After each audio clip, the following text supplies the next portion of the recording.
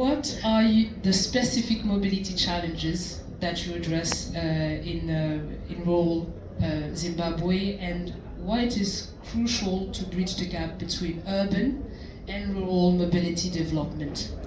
So thank you. Yes, we're an EU mobility tricycle three-wheeler company working in rural Zimbabwe with the hopes to expand to the rest of the continent. I think what's important to think about when we talk about mobility is that we have a mobility crisis in the continent. We have a huge deficit in general of transport, urban and rural. We have the lowest, ratio of vehicles to person. It's shocking when you look at the big polluters and where their fleets are. And we're not going to solve climate change or address the mobility crisis if we continue to think about vehicle ownership and everyone just having a new Tesla. So we've entered this space to deal with the fact that this could be a game changer in the continent. E-mobility means we're no longer dependent on fuel subsidies and getting petrol where it doesn't often go. So rural Africa, often it's very hard to get petrol and car ownership is very low. The other thing I think we need to think about is that the continent is still rural, 70% of the population. Agriculture is the backbone of most economies, and if we don't address mobility, we will not be helping our food security or our small-scale farmers. So that's the problem we're trying to solve. And the final problem that we've really been addressing is gender. Transport is dominated by men. It's boys' toys, and we need to shift that. In this continent, we've normalised the romanticised picture of an African woman carrying something on her head.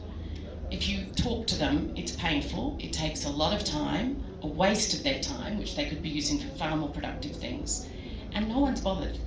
I'm not going to leave it to the men, because I think they're quite happy. We need to start addressing this gender issue, and we need to put women in the driving seat.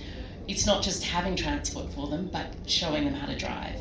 So tricycles, they don't need a motorbike licence. It's not a motorbike. It's a slow vehicle, but it can carry 300 to 400 kgs, and they can be empowered to use it for their farming, for their business, to get to the health clinic to take their kids. We don't need to tell African women what to do. So we've primarily been focused on proving the viability of a fleet management system, shared transport, using battery swapping. It's more challenging.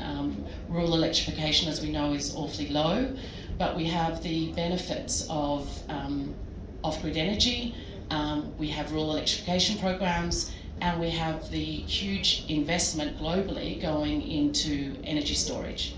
So how do we leverage that technology for the 70% of the population that don't have adequate safe transport, and the majority of who are women? And just to conclude that it's no brainer that we can do this. It's taken MFA, we've been testing for 4 years. We finally feel like we've got a replicable model. What my frustration is that the bankers, the investors, even the DFIs aren't quick enough at putting money into taking new risks in business models and in localising R&D. So we have a lot of work to do if we're going to reach the goals. Yeah, and I'm happy that we're going on the second part of the session to talk about